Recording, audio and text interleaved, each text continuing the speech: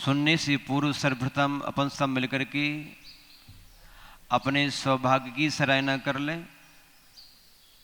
कि हम सभी बड़े ही सौभाग्यशाली जीव हैं, जो हम सभी ने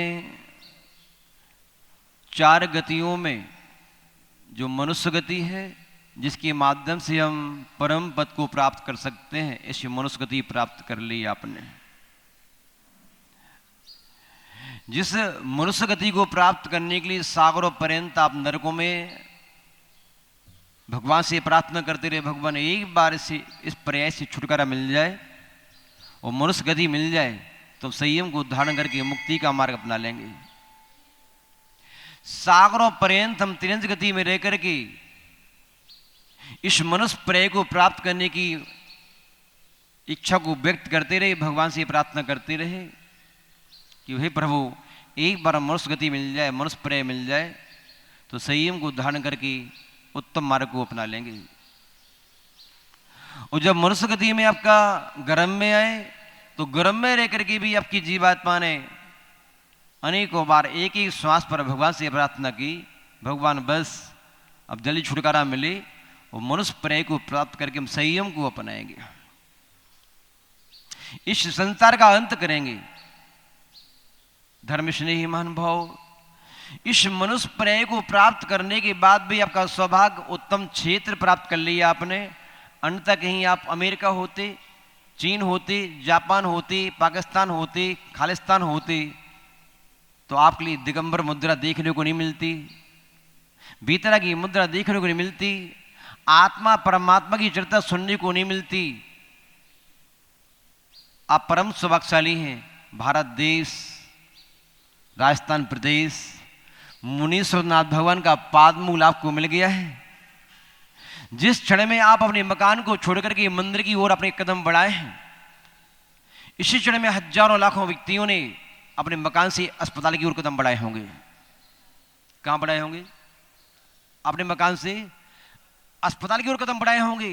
हजारों व्यक्ति ऐसे होंगे जिन्होंने अपने कदम कोर्ट कचहरी की ओर बढ़ाए होंगे। किसी ने अपने कदम शादी विवाह करने के लिए बढ़ाए होंगे, देखो बढ़ा रहे हैं। लेकिन आप परम सौभाग्यशाली हैं कि आपके इस जीवन की यात्रा का ऐसा पड़ाव आया कि आपने अपने संसार का अंत करने के लिए अपने आप को असत से बचा करके शम में लगाने के लिए मकान से मंदिर की ओर कदम बढ़ाया है और अपने आप को असत से बचाने के लिए निर्गंध साधुओं का सदुपयोग सुन रहे हो। धर्म स्नेही महानुभाव, इस संसार में दो प्रकार के व्यक्ति होते हैं। कितने प्रकार के? दो प्रकार के व्यक्ति होते हैं। एक वह जो पाप कर्म के फल को भोग रहे हैं, जिनके जीवन में हर प्रकार की प्रतिकूलता है, तन स्वस्थ नहीं है, धन की अनुकूलता नहीं है, मकान की अनुकूलता नहीं है, परिवार की अनुकूलता नहीं है, व्यापार की अनुकूलता नहीं है, कोई इज्जत नहीं है, आबरू नहीं है, मान सम्मान नहीं है, कदम कदम पर ठोक रहे हैं। मनुष्य की पर्याय में दयनीय अवस्था से गुजर रहे हैं और निरंतर भगवान से प्रार्थना करते हैं, प्रभु इस प्रतिकूलता से पीछे कब छूटेगा, मैं भी जीवन में कुछ कर पाऊंगा या त्रियंचों की भांति ऐसे ही जीवन बिता दूंगा। ऐसे हजारों व्यक्ति हैं। अभी आपको ख्याल नहीं इस बात का। एक बार अस्पताल देख के भी आ जाया करो आप लोग, बहुत बड़ी उपदेश मिलेगा। धर्म से नहीं महानुभाव, लेकिन उन लोगों को यह मालूम नहीं होता प्रतिकूलता कहां से आ रही है।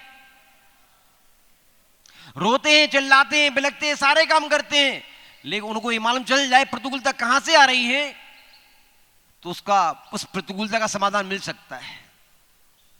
आपने पिक्चर देखे? नहीं देखे? पर्दे पर नाना प्रकार के चित्र आते हैं, अच्छे चित्र भी आते हैं, गंदे चित्र भी आते हैं। ये चित्र कहां से आते हो? आगे से आते हैं, पीछे से आते हैं। आपको लगता है घर की याद आ रही है क्या? है ना? भूख तो नहीं लग रही है? क्यों भैया, घर कहीं जाना है क्या? चेहरा आपका कुछ ऐसा लगा कि जाने की इंतजारी में है। हम आपसे प्रश्न पूछ रहे हैं, उसका उत्तर दीजिए। उस पर्दे पर चित्र आते हैं, आगे से आते हैं, पीछे से आते हैं? पीछे से आते हैं। आगे दिखते हैं, आगे दिखते हैं, चित्र पीछे से आते हैं। जो प्रोजेक्टर होता है ना, उस पे आते हैं। बस यही समझना है। जैसा रिकॉर्डिंग किया है कैसेट में, वैसे चित्र दिखते हैं पर्दे पर।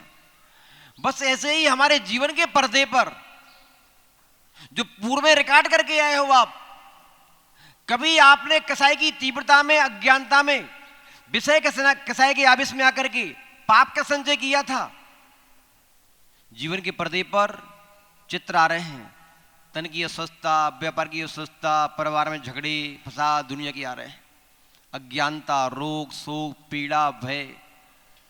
कभी आपने सदगुरुओं के उपदेश को सुनकर के कसाई की मंदता में सत्कर्म किया होगा, पूजा की होगी, पाठ किया होगा, दान किया होगा, त्याग किया होगा, तप किया होगा, वैवृत्ति की होगी, साधु को आहार विहार कराया होगा। उसके फलस्वरूप आपके जीवन के पर्दे पर कुछ अच्छे चित्र आ रहे हैं। शरीर स्वस्थ है, परिवार स्वस्थ है, व्यापार अच्छा है, इज्जत है, मान सम्मान है, कदम कदम पर आनंद की यात्रा हो रही है। धर्मश्री महानुभाव, बस यही समझना है। जो हम अज्ञानता पूर्वक अपने मन से, अपनी वाणी से, अपनी क्रिया से अशुभ को रिकॉर्ड कर लेते हैं, तो हमारे जीवन के पर्दे पर अशुभ का चित्र आता है। और शुभ रिकॉर्ड कर लेते हैं तो शुभ का चित्र आता है। ध्यान रखो, हम आपको माफ कर सकते हैं, दुनिया माफ कर सकती है, एक कर्म किसी को माफ। इसलिए आप मंदिर में आते हो, गुरुओं के पास आते हो, ये भगवान कर्म का क्षय नहीं करते, ये गुरु कर्म का क्षय नहीं करते, ये शास्त्र कर्म का क्षय नहीं करते, न पुण्य का संचय कराते हैं। ये तो निमित्त मात्र है। क्या है? हम चाहें तो इन्हें निमित्त बना करके ऐसे ऐसे पाप का संचय कर लें, जिसको क्षय करने में आपको वर्षों की तपस्या करना पड़े, फिर भी क्षय नहीं कर पाओ यहां करके। हम चाहें तो परिणामों को निर्भर बना करके, भावों को निर्भर बना करके ऐसे ऐसे पुण्य का संचय कर लें, जो पुण्य आपके लिए चक्रवर्ती की संपदा दिला दे और परंपरा से मोक्ष दिला दे।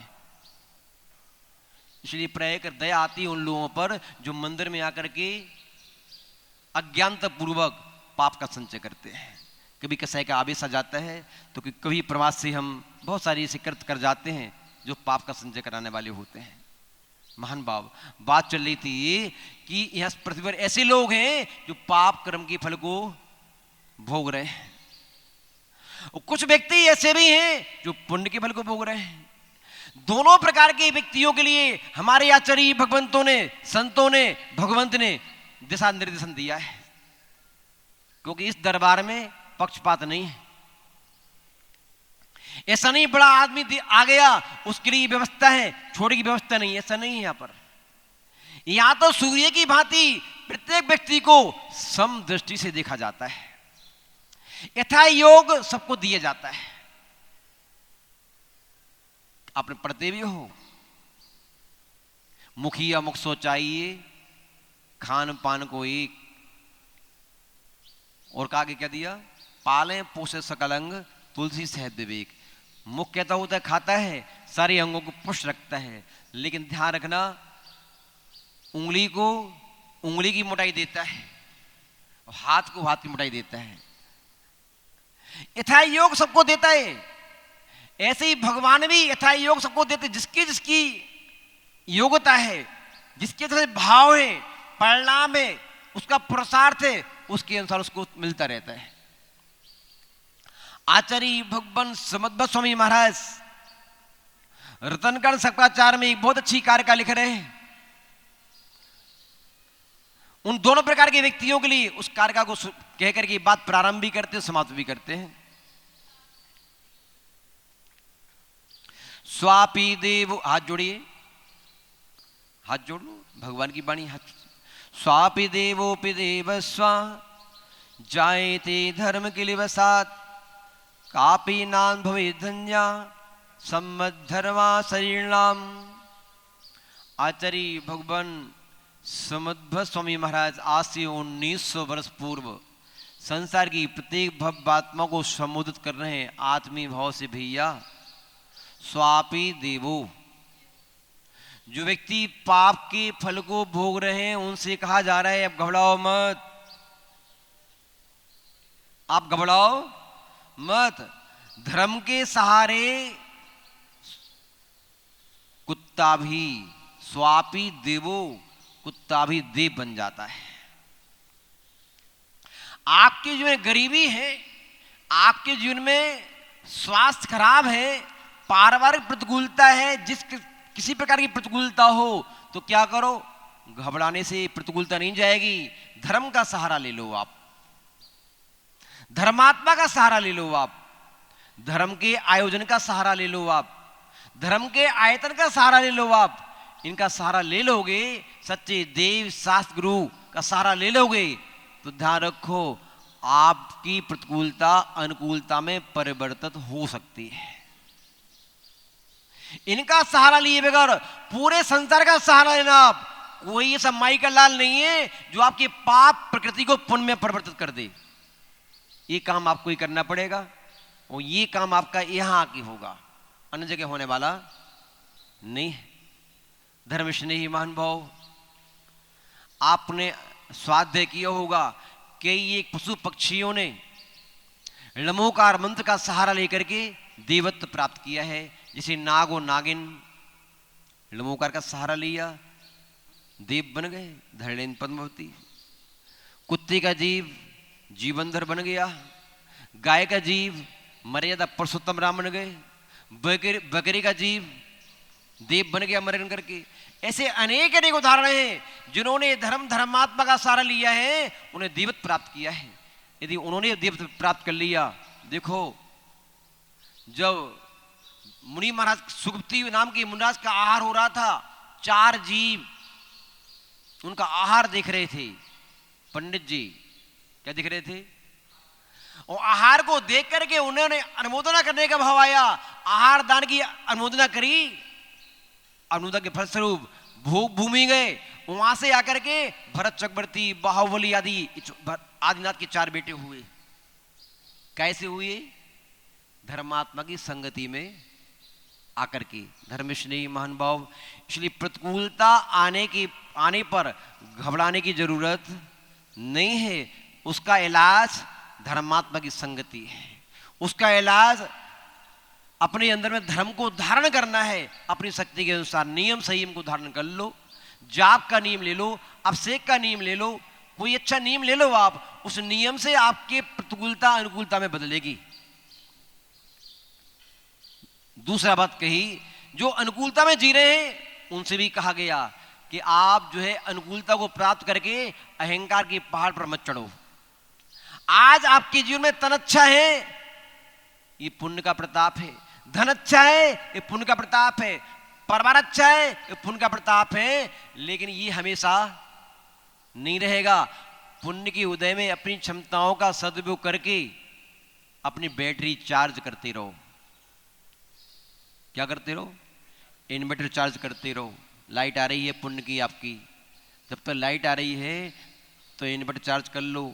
लाइट चली जाएगी जब, तो ध्यान रखना ये इन्वर्टर काम में आएगा।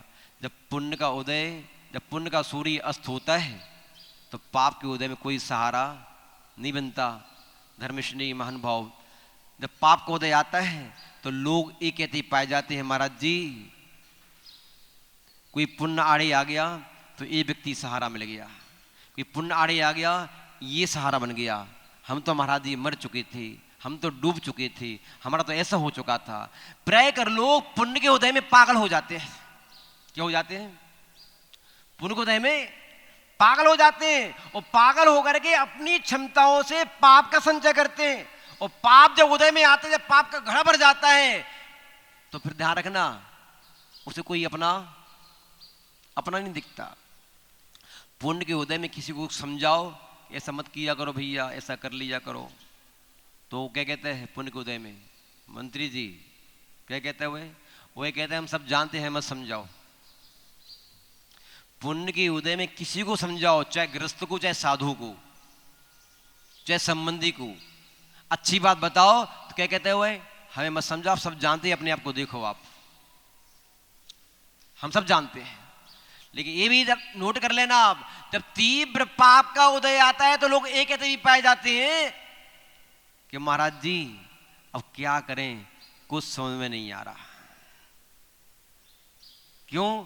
तन अस्वस्थ है, व्यापार ठीक नहीं है, जहां फोन लगाओ फोन उठता नहीं है, तुरंत काट देते लोग, कुछ समझ नहीं है क्या करें, यहां करो तो कुआ, यहां करो तो खाई, बड़ी परेशान हो रही। भैया जब पुण्य का उदय था खूब समझाया आपके लिए, ऐसा करो ऐसा करो ऐसा करो, उसमें किया नहीं, अब करने लायक नहीं बचे तो हम क्या बताएं क्या करो। अब धर्म से नहीं महान भाव, इसलिए पुण्य की उदय में अपन लोगों को समझ लेना चाहिए। आम व्यक्ति को उपदेश दो ही व्यक्ति देते हैं, एक समय एक साधु। एक साधु उपदेश देता है, क्या देता है? अपनी क्षमताओं का सदुपयोग करो, धन का सदुपयोग करो, पद का सदुपयोग करो, समय का सदुपयोग करो, अपने आप को पुण्य से जोड़ो, शुभ से जोड़ो, साधु से जोड़ो, अशुभ से हटाओ, देते हैं उपदेश। लेकिन जो व्यक्ति साधु को उपदेश नहीं समझ पाते हैं उनको फिर लास्ट में समय उपदेश देता है। कौन देता है? समय देता है। अंतर इतना है कि साधु उपदेश दुर्घटना घटने के पहले देते हैं। क्या? साधु उपदेश दुर्घटना घटने के, हादसे घटने से पहले देता है कि भैया अपनी क्षमताओं का सदुपयोग करके आपके अपने पुण्य के पाप के पहाड़ को कम कर लो, आप बच जाओगे। आप यदि पाप के पहाड़ को कम नहीं किया, जब पूरा का पूरा गिरेगा तो आपको कोई पूछने वाला नहीं मिलेगा है? जब कोई व्यक्ति साधु के उपदेश को नहीं समझता है और पाप का पहाड़ टूटता है, एक साथ शरीर अस्वस्थ, फैक्ट्री ठप, लड़की बीमार, बेटे की नौकरी छूट गई है, मकान, चारों से आपत्ति आती हैं, और आपत्ति जब आती हैं तो फिर प्राणी से पूछो भैया क्या हो गया है? अरे महाराज जी पाप का पहाड़ टूटा है। पहाड़ भैया, पहाड़ ने जो तुमको तोड़ रहा है, यही तो साधु ने कहा था तुम पहाड़ को तोड़ लो। पाप के पहाड़ को तुम तोड़ लेते धर्म कर्म करके, पाप के पहाड़ को तोड़ लेते आप अपने शिष्टाचार से, पूजा पाठ से, दान पुण्य से, तो पाप का पहाड़ आज तुम्हें नहीं तोड़ता। छोटी मोटी घटना से काम चल जाता, छोटे मोटे घाटे से काम चल जाता, छोटी मोटी बीमारी से काम चल जाता। अन्यथा ऐसे व्यक्ति भी देखे हमने जो अरबों खरबों की संपत्ति है, बहुत बड़ा परिवार है, बहुत बड़ा व्यापार है, बहुत बड़े मित्र यारी है, राजनीति में पकड़ है, सब कुछ होने के बाद भी मछली की भांति तड़पते देखे और कुत्तों की मरते देखे। क्यों? पाप किसी को छोड़ता नहीं है। इसलिए आचार्य भगवान श्रीमद गोस्वामी कह रहे हैं उन महान आत्माओं से, भैया आज आपके जीवन में पुण्य का उदय है, सौभाग्य का सूर्य उदय को प्राप्त हो रहा है, हर प्रकार की अनुकूलता है, तो इतराओ मत। क्या?